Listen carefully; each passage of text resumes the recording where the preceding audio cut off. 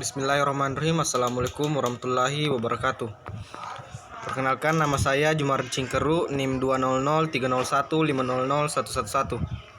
Kelas PJKRC 03.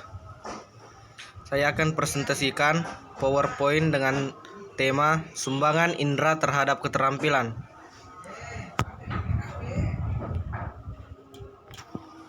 Outline.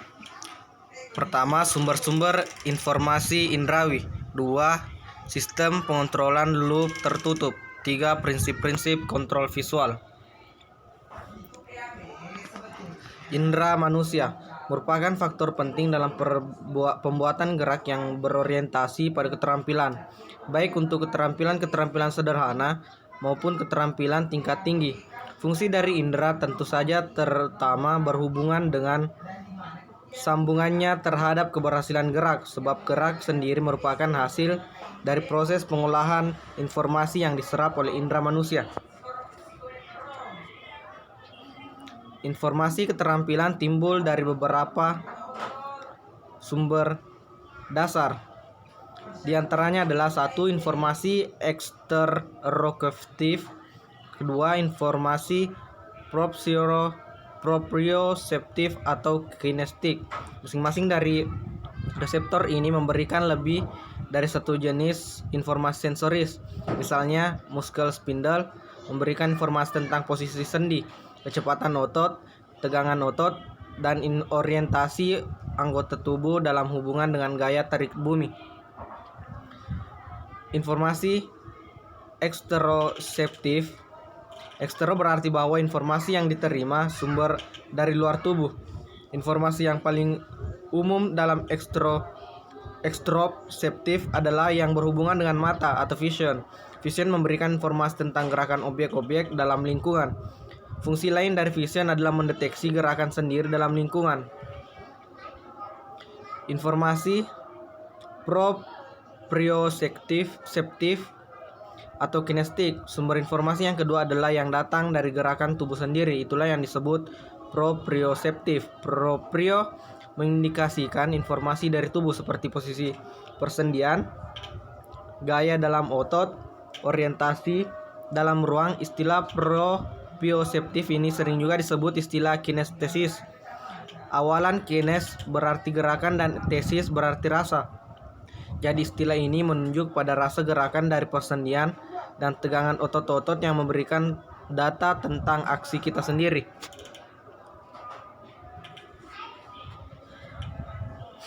B. Sistem pengontrolan loop tertutup. Suatu cara yang penting untuk menggambarkan bagaimana informasi dari indera berhubungan dalam perilaku gerak adalah dengan menyamakan dengan sistem kontrol loop tertutup. Loop diartikan menyamakannya dengan sistem kontrol loop tertutup. Loop diartikan sebagai cekungan atau putaran. Pengontrolan closed loop atau konseptual. Model konseptual dari penampilan manusia menggambarkan bagaimana individu memproses informasi dalam 3 tahapan, yaitu pengenalan stimulus, pemilihan proses, pemrograman respons.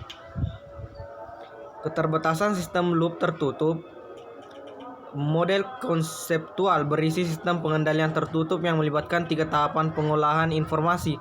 Memasukkan tahapan tersebut dalam sistem merupakan keuntungan, karena pengolahan informasi memberikan kelenturan dalam pengontrolan gerakan dan memungkinkan berbagai pilihan dan strategi gerak.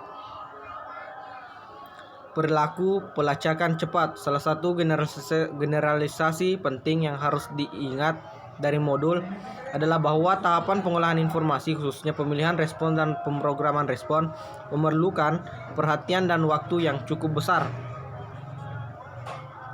Tugas diskrit singkat. Pandangan umum tentang pengendalian loop tertutup ini juga kurang mencukupi untuk menjelaskan penampilan gerak yang berdurasi singkat seperti memukul, melempar, menendang, dan memukul dengan alat. C. Prinsip-prinsip kontrol visual. Pertama, vision mempunyai pesan yang penting untuk kegiatan sehari-hari, dan orang yang dihilangkan kemampuan vision akan mendapat kesulitan untuk berfungsi normal dalam dunia yang didominasi oleh fungsi visual. Kedua, vision nampaknya bekerja secara berbeda dari indera lain dalam mendukung keterampilan. Dua sistem visual dalam kontrol gerak. Sejak 20 tahun belakangan ini, semakin jelas bahwa dua fungsi yang berbeda dari visual mendasari sistem visual manusia.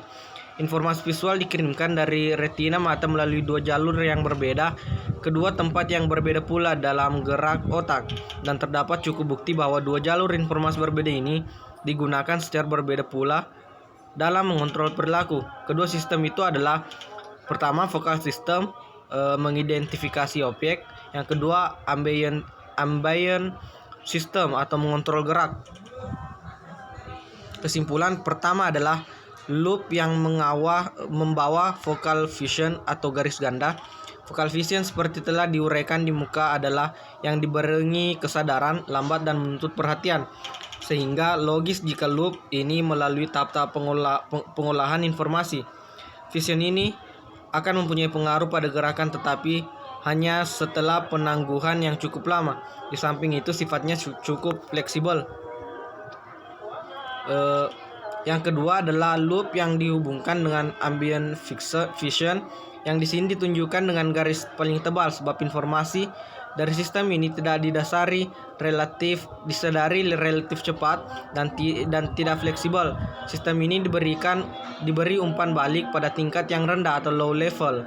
Dalam sistem syaraf pusat, benar-benar di arus bawah dari proses yang memilih dan memulai gerakan, tetapi ada di arus atas dari otot dan spinal cord. Jadi ambient vision dapat dianggap beroperasi pada tingkat menengah dari sistem untuk membuat penyesuaian yang minor dalam aksi yang telah diprogram, seperti kompensasi untuk gerakan kepala dalam ayunan golf dan perubahan postur untuk memelihara keseimbangan pada gelang-gelang. Itulah tadi persentase dari saya, kurang lebihnya mohon dimaafkan. Wabillahi taufiq wal hidayah. Wassalamualaikum warahmatullahi wabarakatuh.